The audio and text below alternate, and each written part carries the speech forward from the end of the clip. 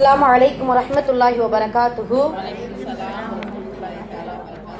إن الحمد لله رب العالمين نحمده ونصلي على رسوله الكريم إلى يوم الدين أما بعد فقد قال الله تعالى في القرآن الكريم والفرقان المجيد فأعوذ بالله من الشيطان الرجيم بسم الله الرحمن الرحيم.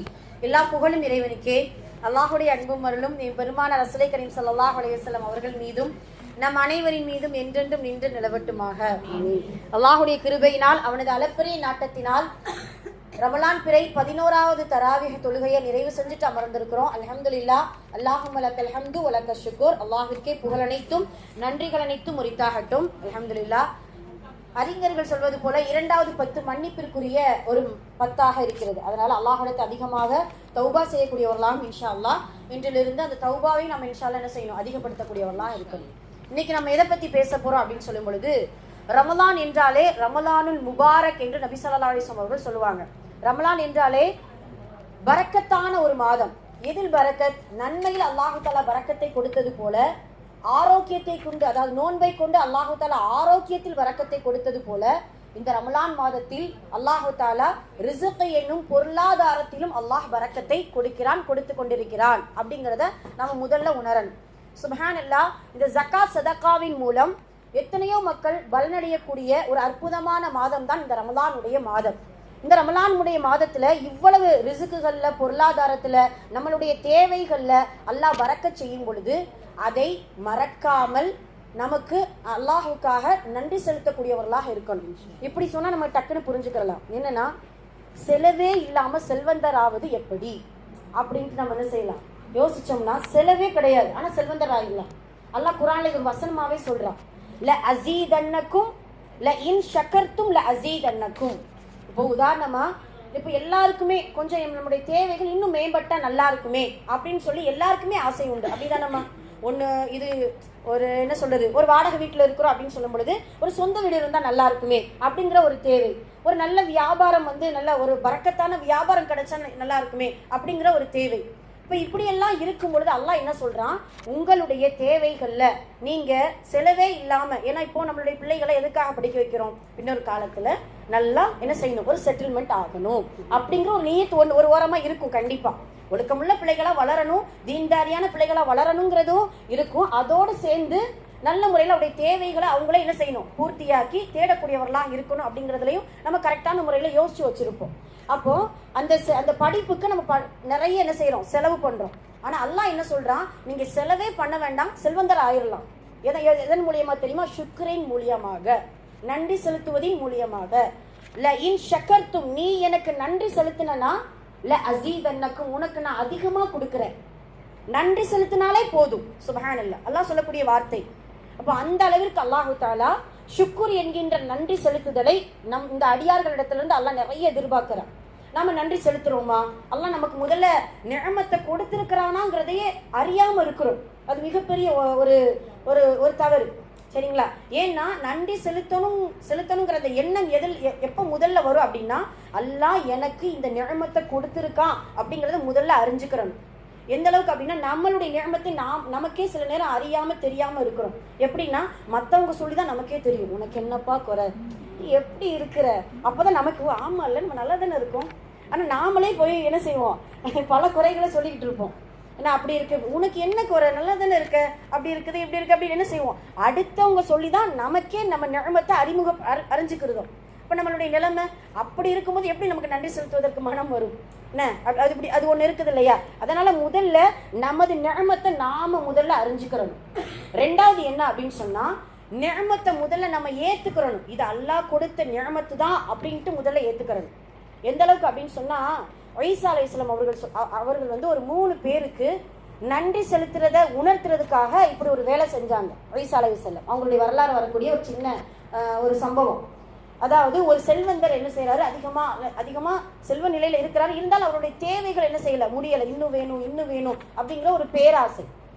அப்படிப்பட்ட செல்வந்தரை கூட்டிட்டு போய் ஒரு ஏழை மனிதருடைய வீட்டுல நிற்க வச்சு, அந்த ஏழை மனிதரை பாரு, இருக்கக்கூடிய வீடு கூட ரொம்ப இதுவா இருக்குது, பலகீனமா இருக்குது, உணவு கூட பற்றாக்குறையா இருக்குது, ஆடையை பாரு, ஆனா அல்லாஹ் உனக்கு எவ்வளவு கொடுத்துருக்கான். அப்ப நீ என்ன செய்யணும், இந்த ஏழ்மையான நிலையை பார்த்து நீ அதிகமா நன்றி செலுத்தணும் அப்படின்னு சொல்றாரு. சொன்ன உடனே அந்த ஏழையை கூப்பிட்டுட்டு போய் ஏன்னா ஏழையுமே நன்றி செலுத்தணுமே. அந்த ஏழையை கூட்டு போய் நோயாளியை காமிக்கிறாராம். உனக்கு அல்லாஹ் செல்வந்தத்தை கொடுக்கலனாலும் நோயை கொடுக்காம ஆரோக்கியத்தை கொடுத்துருக்கான் பாத்தியா, அங்க பாரு நோயாளி படுத்த படுக்கையா இருக்கிறார், எழ முடியல, அவருடைய தேவைகளை நிறைவேற்ற முடியல, ஆனா அல்லாஹ் உங்களுக்கு ஆரோக்கியத்தை கொடுத்துருக்காங்க, அதுக்கு நீ நன்றி செலுத்து. அந்த நோயாளியை கூட்டுட்டு போய் ஒரு காஃபிரை கூட்டு போய் காமிக்கிறாராம்.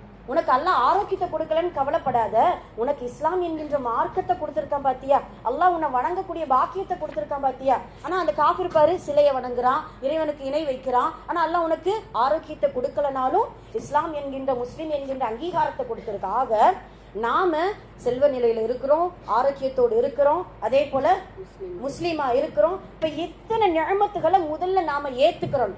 நமக்கு என்ன அல்லாஹ் கொடுக்கல? சுப்ஹானல்லாஹ், அல்லாஹ் எல்லாவற்றையும் கொடுத்து கொண்டுதான் இருக்கிறான் இன்று வரைக்குமே.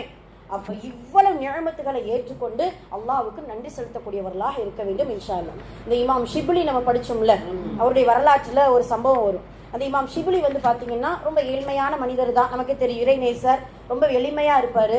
6 மாசத்துக்கு ஒருக்காதான் இறைச்சியே சாப்பிடுவாரா வாங்கி. 6 மாசத்துக்கு ஒருக்கா இறைச்சி. ஒரு நாள் அப்படிதான் கறிக்கடைக்கு போய், ஆமா சுப்ஹானல்லாஹ், கறிக்கடைக்கு போய் கொஞ்சம் கறி வாங்கிட்டு போகலாம் அப்படின்ட்டு போகும் பொழுது பருந்து ஒண்ணு புடுங்கிட்டு போயிடுச்சு. ஆமா, வாங்கின கறி. நாமனா என்ன செய்வோம், அதெல்லாம் அந்த பருந்துக்கு என்ன ஆகுமோ, எத்தனை சாபமோ சொல்லுவோம் இல்லையா. ஆனா அந்த இமாம் ஷிப்லி என்ன செஞ்சாரு தெரியுமா, எனக்கு உணவளிப்பதற்கு பதிலாக பருந்துக்கு என் மூலியமாக பருந்துக்கு உணவளித்த அல்லாஹ்விற்கே எல்லா புகழும். எப்படி மனசு வருமா? சுப்ஹானல்லாஹ். ஆனா இறை நேசர் இல்லையா, அவர் அவுலியா வலியுல்லா. அப்போ சொன்ன உடனே வீட்டுக்கு போறாரு. போனா மனைவி கறி கழுவிக்கிட்டு இருக்காங்க. ஆமா, கறி என்ன செஞ்சிட்டு இருக்காங்க, கழுவி கொண்டு இருக்கிறாங்க. அப்போதான் என்ன இது, யார் கொடுத்த அந்த இறைச்சி, யார் கொடுத்த அந்த கறி அப்படின்னு சொல்லி கேட்கும்போது தான், இல்ல நம்ம மாடிக்கு போனேன், 2 பருந்து சண்டை போட்டுட்டு இருந்துச்சு, அந்த கறியை வச்சு அதுல என்ன செஞ்சிருச்சு, கீழே போட்டுருச்சு. அதை எடுத்துட்டு வந்து நான் என்ன செய்யறேன், கறி. அப்பதான் அல்லாஹ் சொன்னா, பருந்துடைய உணவை எனக்கு கொடுத்த அல்லாஹ்விற்கே எல்லா புகழும். இப்ப எல்லா நிலையிலும் அல்லாஹ் அவர் என்ன செய்யறார், அல்லாஹ்வுக்கு ஷுக்ர் செய்யறார்.